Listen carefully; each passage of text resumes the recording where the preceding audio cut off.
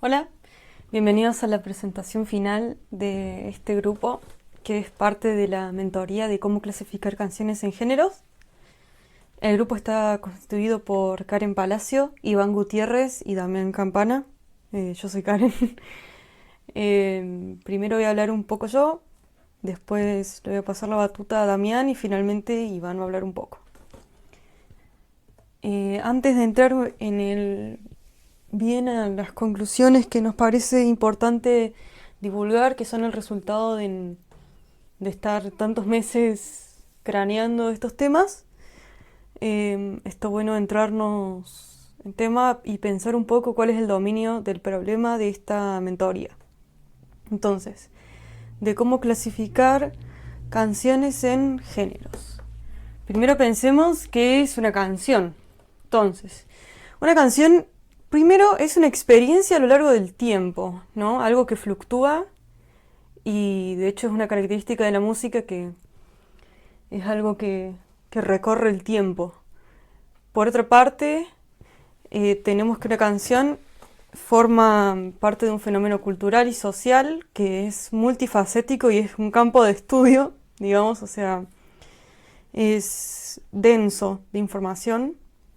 Y además tenemos esta dualidad en la música que por una parte la música es un campo de investigación de lo expresivo, de lo artístico, y por otro lado la música es parte de una industria cultural establecida y de hecho cuando hablamos de pensar en clasificar canciones en géneros, estos géneros a los que nos referimos forman parte de una historia de la industria cultural que busca convertir estas experiencias a lo largo del tiempo en productos y los géneros forman parte de esta característica de los productos que hacen que los productos sean más apetecibles cuando algo se conforma a lo esperado, digamos, y que son fáciles de buscar.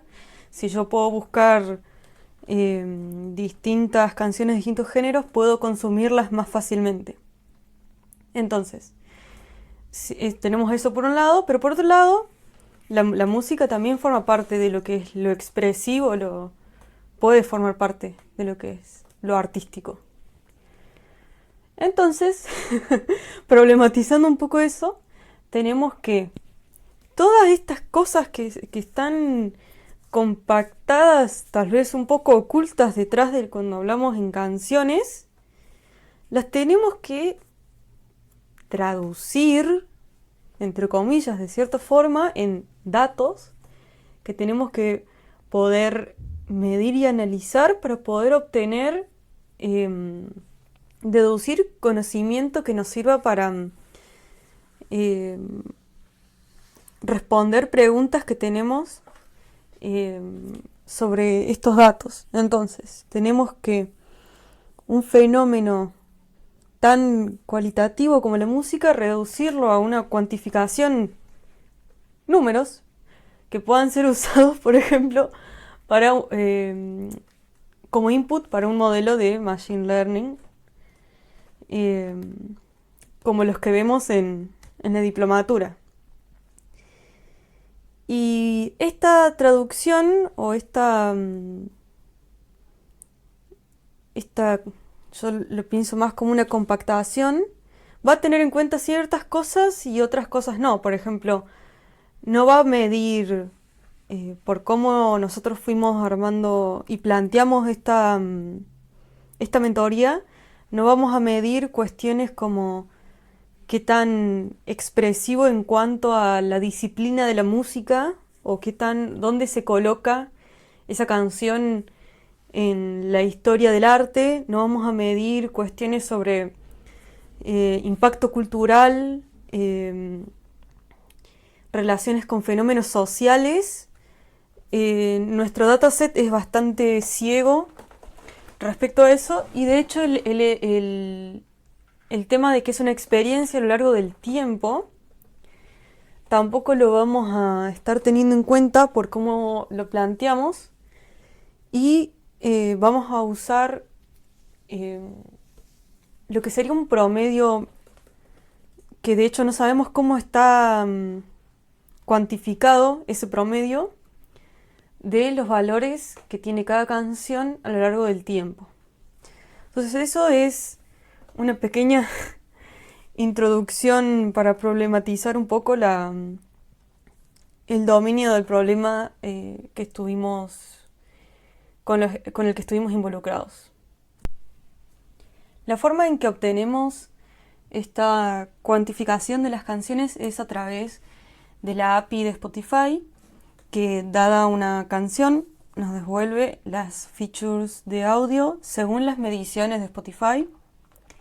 Spotify tiene modelos de Machine Learning que nos devuelven estos números, eso hay que tenerlo en cuenta.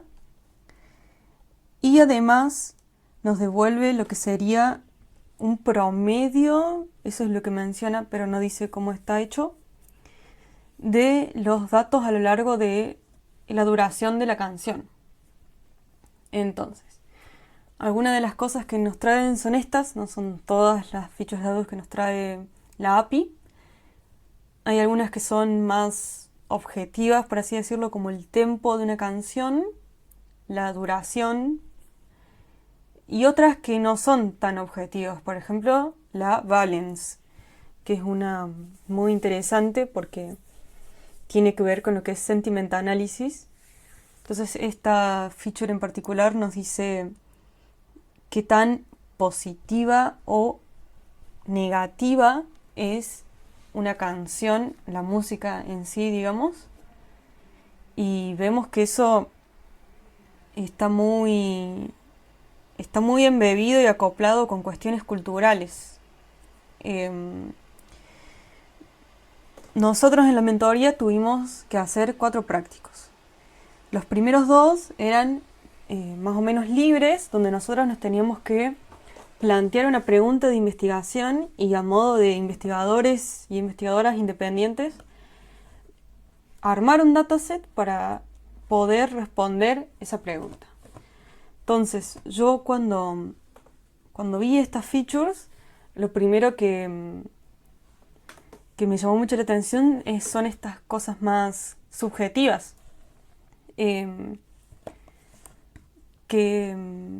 nos trae la API de Spotify, y esta fue la pregunta que me planteé.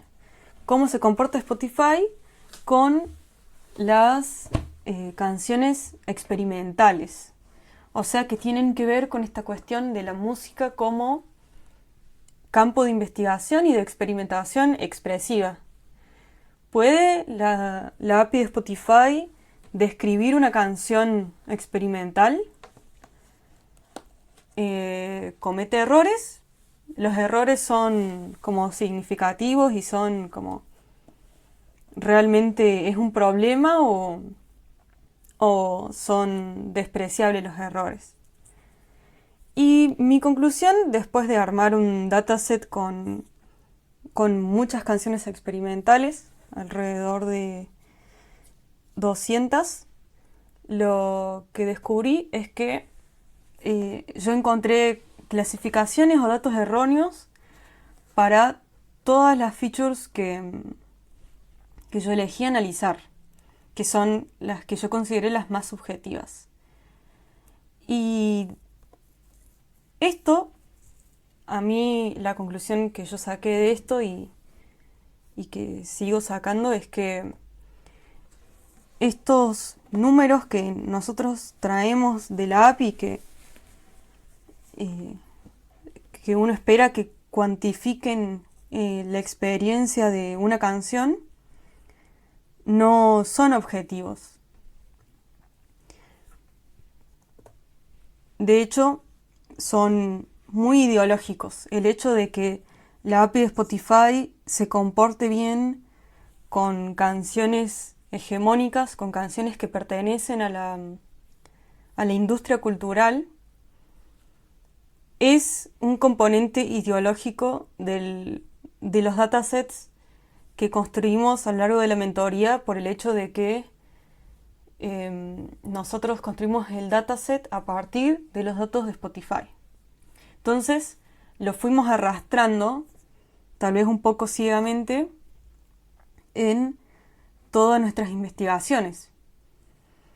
Y esto es algo a tener muy en cuenta porque es casi, ¿cómo se dice? No se puede corregir porque corregirlo implicaría ir canción por canción poniendo un número que es una labor un poco sobrehumana. Y para darle un par de ejemplos de errores que encontré, yo tenía muchas canciones de lo que es el dodecafonismo, canciones atonales, que tienen un background de lo que es la teoría musical muy fuerte, en donde se presentan, donde se intentan experimentar nuevas formas de componer música, que una persona que está muy metida o que conoce mucho de lo que son los productos de la industria cultural, cuando las escucha, las percibe como negativas, como, por así decirlo, creepy. Y esto mismo lo pude ver en los datos que te da Spotify, las percibe como negativas y además no fue capaz de interpretarlas como instrumentales. Cuando son muchas piezas son orquestrales, digamos, no tienen voz y Spotify no fue capaz de interpretar eso. En otros ejemplos, analicé rap experimental y la API de Spotify no logró identificar la presencia de voz y le pareció que era una canción instrumental. Eso es para dar un par de ejemplos de lo que encontré. Sobre todo esta feature de Valence, que es la más problemática en lo que yo encontré.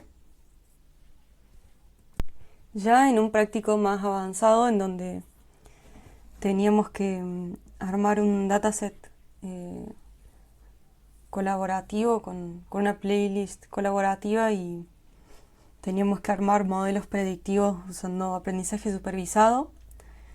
Además, para poder incluir lo que es la letra de las canciones, tuvimos que hacer sentiment analysis. Y el objetivo que nos propusimos de la mentoría es poder hacer datasets con canciones que tengan letras en español. Y ahí nos encontramos con que hacer NLP en español es muy difícil. Hay muy pocas herramientas para hacer cualquier cosa que sea en español, cualquier cosa de análisis de texto en español. De hecho, para hacer sentiment analysis encontramos una sola librería y fue bastante difícil hacerla andar y tampoco andaba tan bien que digamos. Así que armar este dataset fue también un gran problema. Nos pasamos mucho tiempo armando el dataset, ya sea trayéndonos las canciones que había que encontrar alguna forma, traerse la letra, dónde estaban las letras de las canciones en español. De hecho, cada uno de los integrantes del grupo intentamos por nuestra cuenta con distintas metodologías y nos quedamos con una que anduvo un poco mejor, pero no hay tantas formas como sí hay si hubiéramos elegido un dataset con canciones en inglés. Así que nos encontramos con eso que la verdad yo creo que siendo como una primera aproximación a NLP que tuvimos todos los integrantes, no es que veníamos de haber estudiado esto, nos sorprendió bastante el estado de NLP en español. También googleando, buscando, por ejemplo, blogs o videos o algo en qué basarnos, tampoco había tanto. No hay mucho material y no hay muchas herramientas. Así que vale la pena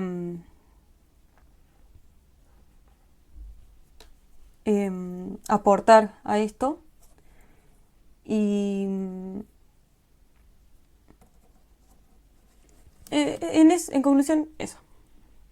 Hola a todos, mi nombre es Damián Campana. Yo les voy a estar hablando sobre aprendizaje supervisado en la mentoría de clasificador de género de las canciones. Antes de comenzar a hablar sobre los modelos supervisados que aplicamos en este proyecto, vale recordar algunas cuestiones conceptuales y teóricas que resultan de suma relevancia para comprender el dominio de este trabajo. Clasificación es un proceso de categorizar un conjunto de datos en clases. Este proceso comienza con la predicción de ciertos puntos de datos, los cuales frecuentemente se los conoce como target, etiquetas o variables objetivo. En nuestro caso, el target es el género de las canciones o los múltiples géneros. Esto nos introduce a conversar sobre uno de los problemas que nos topamos cuando comenzamos a trabajar con modelos supervisados: definir el tipo de clasificación que queremos abordar. Nos encontramos con dos tipos de clasificaciones. La clasificación multiclass o múltiples clases significa una tarea de clasificación con más de dos clases. Por ejemplo, en nuestro conjunto de datos, clasificar un conjunto de canciones que pueden ser rock, punk, electrónica, cuarteto, bolero. Esta parte del supuesto que cada muestra se asigna a una y solo única etiqueta. Una canción que puede ser solo cuarteto o electrónica, pero no ambos géneros al mismo tiempo. La clasificación multilabel o múltiples etiquetas asigna a cada muestra un conjunto de etiquetas de destino. Esto puede ser considerado como la predicción de propiedades de un punto de datos que no son mutuamente excluyentes. Una canción puede ser rock, cuarteto, cumbia, pop al mismo tiempo o ninguno de estos. Básicamente seguimos dos criterios para afrontar el problema de clasificación. Decidimos seleccionar el primer género de la lista, para el cual creamos una columna denominada primer género, y enfrentamos esto como un problema multiclase. Luego, más adelante, después de haber aplicado el criterio anteriormente mencionado, planteamos usar la lista completa de géneros, transformando esto en un problema multilabel. El siguiente problema con el que nos encontramos es el balance de nuestro set de datos. El problema de clasificación, donde tenemos que etiquetar a géneros, solemos encontrar en nuestro conjunto de datos de entrenamiento alguna de las clases de la muestra en forma minoritaria, de la cual tenemos básicamente muy pocas muestras. Y contrario a esto, podemos encontrar clases mayoritarias. Y esto provoca un desbalanceo en los datos que utilizamos para el entrenamiento. ¿Cómo nos afectan los datos desbalanceados? Por lo general afecta a los algoritmos en su proceso de generalización. Si un modelo le damos, por ejemplo, 200 canciones de rock argentino, 100 canciones de cuarteto y solo una de otro tipo, como por ejemplo folclore que pasó en nuestro dataset, no podemos pretender que logre diferenciar bien una clase de otra. Lo más probable es que se limite a responder siempre a favor de las clases mayoritarias mencionadas recién. Y de esta forma generamos un acierto de aproximadamente el 99% en su fase de entrenamiento. Vale mencionar que partimos de un dataset de 920 canciones y balancearlo como consecuencia implica una pérdida drástica de volumen, ya que una solución justamente para esto, para balancearlo, es eliminar canciones de los géneros mayoritarios. Bien, sin más preámbulos, llegamos al momento de entrenar modelos. Y nos hicimos básicamente dos preguntas: ¿qué modelos vamos a entrenar y cómo vamos a medir la performance? Para esto elegimos los algoritmos vistos en la diplomatura. Seleccionamos XGBoost, Decision Tree, SGD Classifier, Random Forest, K-Neighbors, Support Vector Machines, y como métricas usamos Accuracy, Precision, Recall, F1 y matriz de confusión.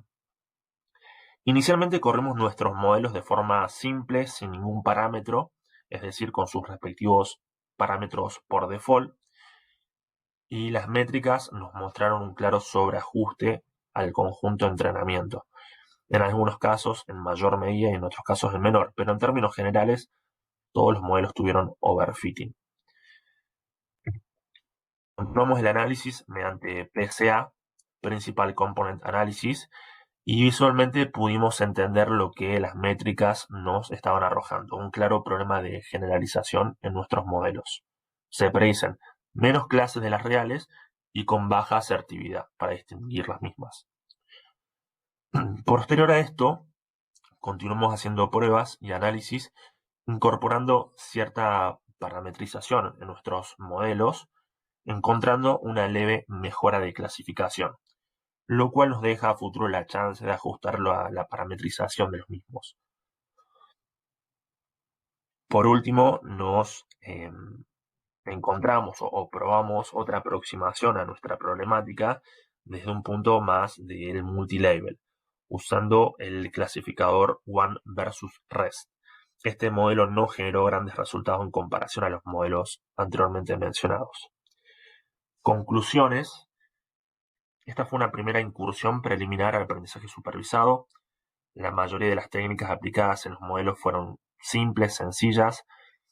Podría resultar fructífero reproducir este proyecto con un conjunto de datos de mayor volumen y por supuesto normalizado para encontrar una diferencia sustancial en el rendimiento de los modelos. Bueno, finalizamos la parte de supervisado y los dejo con Iván que les va a estar contando cómo finalizamos el proyecto con técnicas de aprendizaje no supervisado. Gracias. En esta última parte, aplicamos conocimientos y herramientas relacionadas al aprendizaje no supervisado.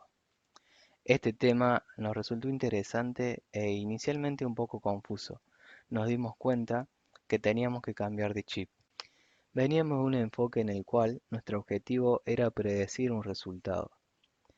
Tuvimos que dejar eso de lado, eso que veníamos persiguiendo mediante aprendizaje supervisado, y empezar a dejar que las matemáticas y la teoría nos guíen. En ese intento, eh, nos dejamos llevar mediante técnicas como K-means, eh, que nos permitiera identificar algún patrón a la hora de armar los grupos y que mediante el análisis de los mismos nos ayudaran a entender qué podíamos decir y deducir de los datos.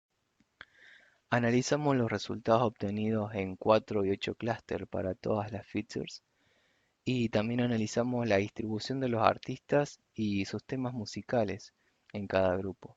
Nos dimos cuenta que si bien encontramos características similares en los grupos, algunas de ellas se mezclaban. Algo muy notable es que los grupos no seguían una clasificación que hacía referencia a los géneros, sino que hacía referencia a otras características como alegres, bailables, instrumentales. Mediante la aplicación de embedding pudimos obtener gráficos que nos dio un panorama más general de los datos, como podemos ver en las imágenes. Y decidimos ir un poco más allá y dejamos de lado algunas features y nos basamos solamente en features relacionadas con las emociones como el balance y el sentiment analysis. Nos encontramos con la sorpresa de que existían dos grupos claramente definidos, y mediante el análisis nos dimos cuenta que eran grupos positivos con temas positivos y temas negativos. Algo muy interesante que pudimos comprobar. Son muchas las preguntas que quedan por responder, pero comprendimos la importancia de las técnicas del aprendizaje no supervisado y la potencia que tiene a la hora de tratar de comprender los datos y su comportamiento. Nos topamos con el problema de no tener un sólido conocimiento del dominio, pero a la vez nos dimos cuenta de la importancia que tiene este tipo de enfoques a la hora de mitigar esa debilidad. Durante toda esta investigación nos encontramos con parte de todo lo que debe enfrentar un profesional en Data Science. Tuvimos que tomar el rol de investigadores y navegar en los datos para entenderlos. Nos llevó horas frente a la máquina, frustraciones, alegrías, errores, pero lo más importante, nos llevamos la experiencia y todo lo aprendido. Nos dimos cuenta que tenemos muchísimas herramientas para llevar a cabo nuestra tarea. Solo vimos una parte de todo este mundo, pero fue suficiente para querer seguir viendo más y aprender cada día más. Muchas gracias.